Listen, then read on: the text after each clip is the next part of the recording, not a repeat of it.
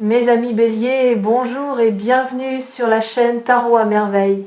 Pour votre tirage général, ceux qui me découvrent, soyez les bienvenus. Il existe des rencontres que l'on ne planifie pas, des connexions qui arrivent par un chemin de traverse à un moment où vous n'attendiez plus rien de particulier ou peu être précisément parce que vous aviez cessé d'attendre. Ces connexions-là ont une texture différente des autres. Elles portent quelque chose d'indéfinissable, une qualité de reconnaissance, comme si quelque chose en vous savez déjà, avant même que votre esprit ait eu le temps de formuler quoi que ce soit. Ce que nous allons explorer ensemble aujourd'hui, c'est exactement ce type de connexion. Une présence qui a été placée dans votre chemin non pas par hasard, non pas par coïncidence, mais par quelque chose de plus vaste, de plus intelligent que ce que nos esprits humains peuvent pleinement saisir. Appelez cela Dieu, l'univers, la providence, la force du destin. Le nom importe moins que la réalité de ce que vous ressentez quand vous touchez à cette vérité. Et la vérité, la voici, quelqu'un vous recherche activement, avec une intention claire et une énergie qui ne faiblit pas. Bienvenue sur Tarot à merveille. Laissez ce message faire son chemin en vous. Pour commencer, je veux déconstruire quelque chose. Un mot, un seul, rechercher. Parce que ce mot est au cœur de tout ce qui se passe autour de vous en ce moment et il mérite qu'on s'y arrête vraiment, qu'on le retourne dans tous les sens pour en extraire toute la richesse. Rechercher, ce n'est pas attendre. Ce n'est pas espérer passivement qu'une rencontre survienne. Rechercher, c'est un acte délibéré. C'est se mettre en mouvement vers quelque chose ou quelqu'un, parce qu'une partie de soi sait que ce quelqu'un existe, que cette connexion est réelle, et qu'il vaut la peine de faire le chemin pour la trouver. Quand on recherche quelque chose de précieux, on ne baisse pas les bras au premier obstacle. On ajuste sa trajectoire, on continue. On porte en soi une certitude tranquille qui dit « je sais que c'est là, quelque part, et je n'abandonnerai pas avant de l'avoir trouvé ». C'est exactement ainsi que la personne dont l'énergie est si puissante dans cette lecture se positionne par rapport à vous. Non pas dans une posture de chasseur ou de conquête, ce n'est pas cela, mais dans celle de quelqu'un qui sait que vous existez dans son univers, que la connexion entre vous est réelle et significative, et qui avance vers vous avec une détermination douce mais absolument constante.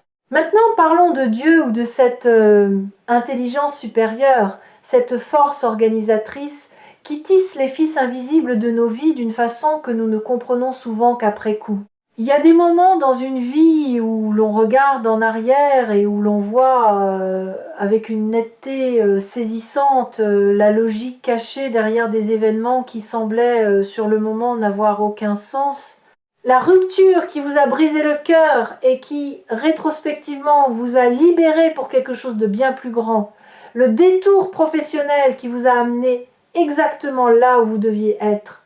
L'ami perdu de vue est retrouvé au moment précis où vous en aviez le plus besoin. Ce n'est pas du hasard, c'est une architecture patiente, intelligente, qui respecte votre liberté tout en tissant autour de vous un destin qui correspond à ce que vous êtes profondément.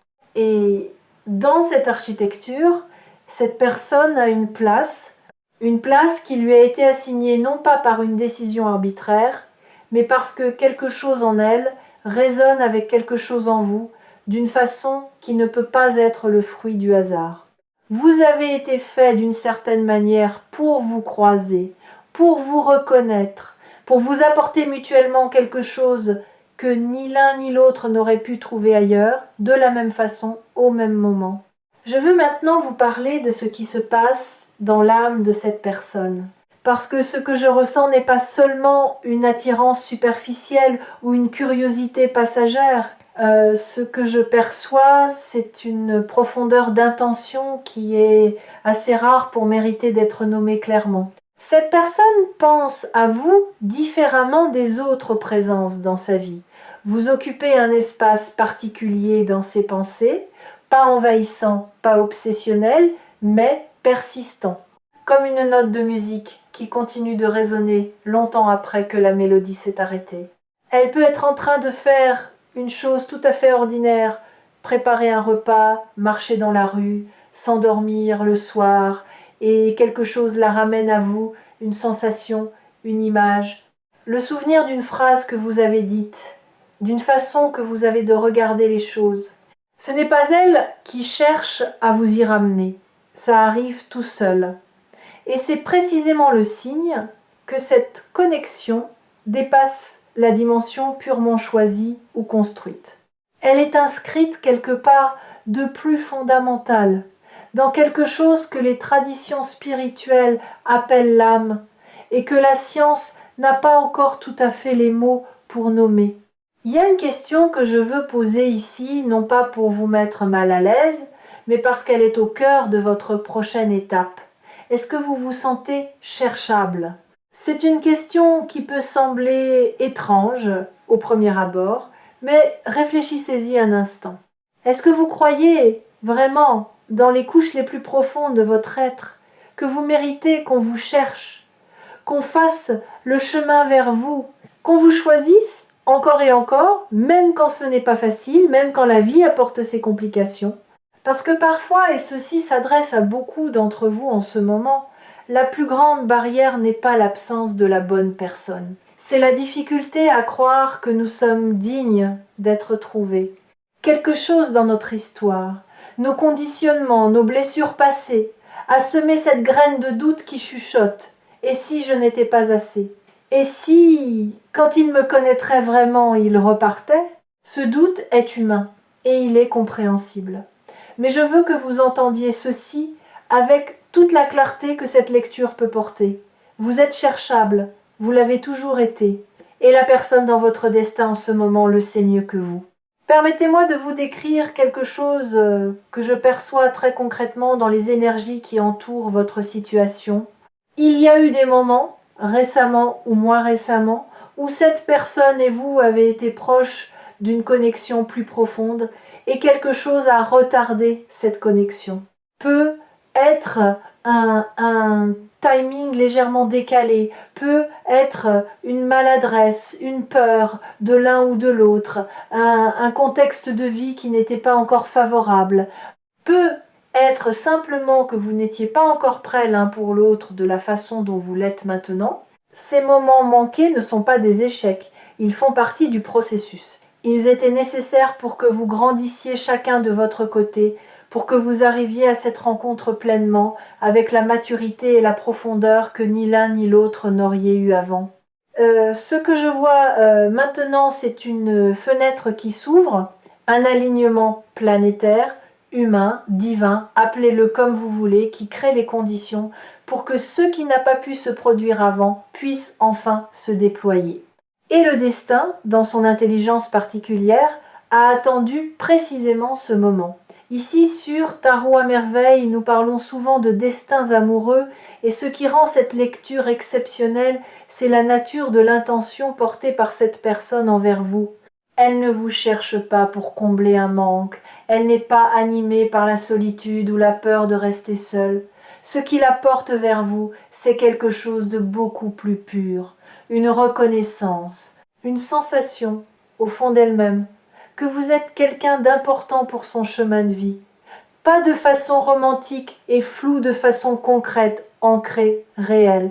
Elle vous cherche parce qu'elle perçoit en vous quelque chose qu'elle n'a pas trouvé ailleurs. Une façon d'être dans le monde, une profondeur, une authenticité, peut être même une fragilité que vous cachez soigneusement, mais qu'elle devine et qui lui inspire non pas de la pitié, mais une forme de tendresse protectrice. Ce que cette personne veut vous offrir, c'est un espace dans lequel vous seriez entièrement visible et entièrement en sécurité au même moment. Ces deux choses ensemble, être vu et être en sécurité, c'est l'essence même de ce que l'amour peut offrir de plus précieux. Je veux maintenant parler de quelque chose qui touche à votre propre rôle dans ce qui se prépare. Parce qu'un destin, aussi beau soit-il, se vit à deux. Et vous avez une part active à jouer. Il ne s'agit pas de faire des efforts extraordinaires, ni de vous transformer en quelqu'un d'autre. Il s'agit d'une chose beaucoup plus subtile. Restez présent à vous-même. Continuez à vivre, à vous nourrir, à cultiver ce qui vous rend vivant, vos passions, vos amitiés, votre relation à votre propre espace intérieur. Ne pas vous mettre en veille dans l'attente de cette personne. Parce que c'est justement quand vous vivez pleinement votre propre vie que vous émettez l'énergie qui attire à vous ce qui vous est destiné. Ce n'est pas un paradoxe. C'est une loi spirituelle qui se confirme encore et encore. On attire ce qui résonne avec notre propre vibration. Et votre vibration en ce moment quand vous êtes aligné avec qui vous êtes vraiment est d'une beauté et d'une puissance remarquables. Alors continuez, soyez vous-même avec courage, faites les choses qui vous font du bien, prenez soin de votre corps, de votre esprit, de vos liens. C'est la meilleure préparation possible à ce qui vient. Il y a une dimension de cette lecture que je n'ai pas encore abordée et elle est importante, la dimension de la foi. Non pas la foi au sens dogmatique ou institutionnel, mais la foi dans son sens le plus nu et le plus humain. Cette capacité à continuer d'avancer même quand on ne voit pas encore où le chemin mène. À faire confiance au mouvement de la vie même quand les preuves extérieures sont encore discrètes. À tenir debout dans l'espace entre ce qu'on espère et ce qu'on peut voir. Vous avez cultivé cette foi. Même dans vos moments de doute, et il y en a eu, je le perçois dans votre énergie, vous avez continué d'avancer. Vous avez continué d'espérer, parfois de façon presque honteuse, comme si espérer était une naïveté. Mais ce n'était pas de la naïveté, c'était de la sagesse. L'espoir n'est pas une faiblesse. C'est la façon qu'a l'âme de maintenir une connexion avec ce qui lui est destiné, même quand la réalité concrète ne montre pas encore les signes extérieurs de ce destin. Et aujourd'hui, les signes arrivent. Parlons de ce que cela signifie concrètement d'être dans le destin de quelqu'un. Le destin n'est pas une cage.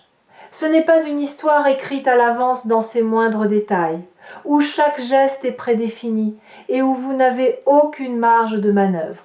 Le destin, tel que je le comprends et tel que je le lis dans ces énergies, c'est plutôt un terrain fertile, spécialement préparé pour que certaines semences y poussent des semences qui ne pourraient pas germer aussi bien ailleurs. Vous et cette personne êtes les co-créateurs de ce qui va se construire.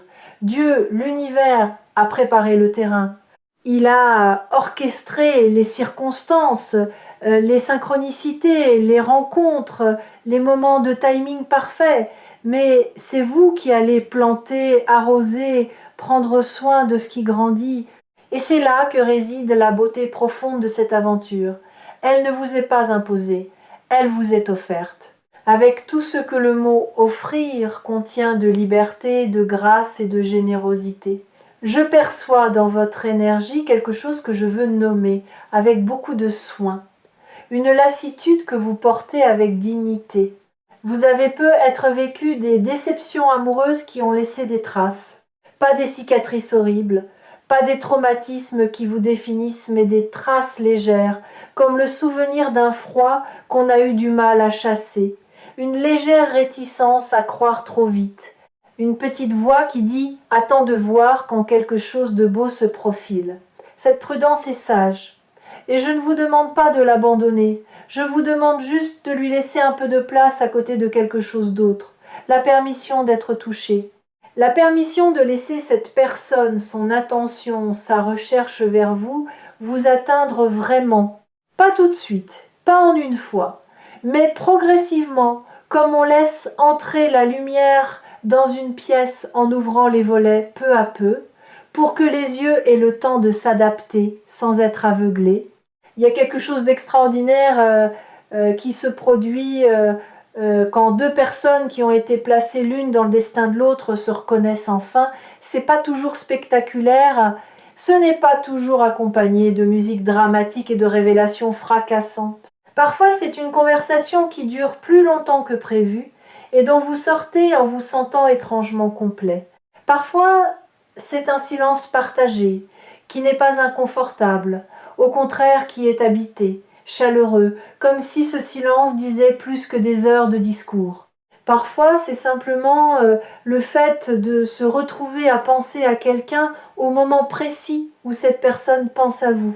Ces petits miracles de synchronicité sont les signatures du destin, les façons qu'a l'univers de vous dire « oui, vous êtes sur la bonne piste, continuez ». Soyez attentif à ces moments, pas avec anxiété, ni avec une loupe analytique, mais avec une ouverture tranquille. Ils sont là, ils vont se multiplier. Ce que Dieu ou l'univers ou le destin a mis en place autour de vous, ce n'est pas juste une rencontre romantique, c'est quelque chose de plus vaste.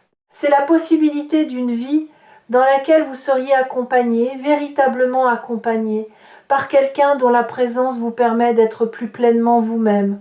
Parce que les bonnes présences dans une vie ne nous rapetissent pas, elles ne nous étouffent pas, elles nous donnent plus d'espace pour exister, pas moins. Elles deviennent une sorte de terrain sûr depuis lequel on peut explorer le monde avec plus d'audace, parce qu'on sait qu'on a quelque chose de solide à quoi revenir. Cette personne qui vous cherche, elle est ce terrain sûr, pas parfaite, pas sans ses propres complexités et ses propres zones d'ombre, parce que les humains ne sont jamais parfaits, mais fondamentalement alignés avec ce dont vous avez besoin pour vous épanouir. Voici ce que je veux que vous emportiez de cette lecture, comme une pierre dans la poche, quelque chose de simple, de concret, que vous pouvez toucher quand le doute revient. Vous n'avez pas été oublié. Dans l'immensité de l'univers, avec tous ces milliards d'histoires humaines qui se déroulent simultanément, votre histoire n'a pas été laissée de côté. Elle a été tenue.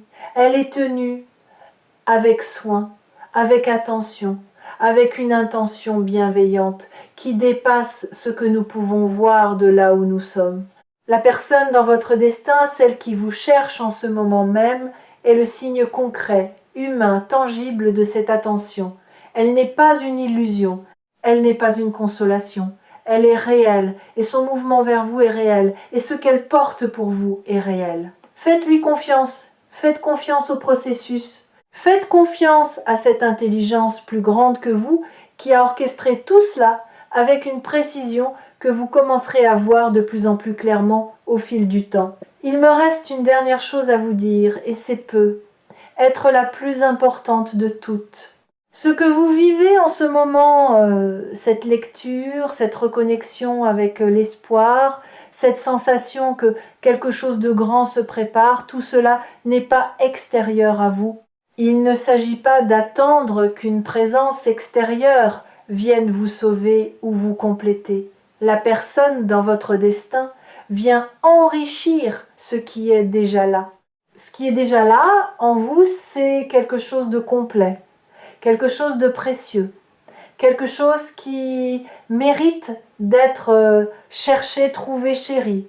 Et le fait que quelqu'un ait été mis dans votre chemin pour vous rechercher, c'est simplement le reflet dans le monde extérieur de ce que vous êtes intérieurement. On ne cherche pas quelque chose qui n'a pas de valeur. On ne traverse pas des distances, on ne surmonte pas des obstacles, on ne garde pas quelqu'un dans ses pensées nuit et jour si ce quelqu'un n'est pas profondément précieux. Vous l'êtes, croyez-le, et laissez cette croyance vous accompagner dans les jours qui viennent. Merci d'avoir partagé ce moment de lecture avec nous. Revenez sur Tarot à merveille, votre prochain message vous attend déjà.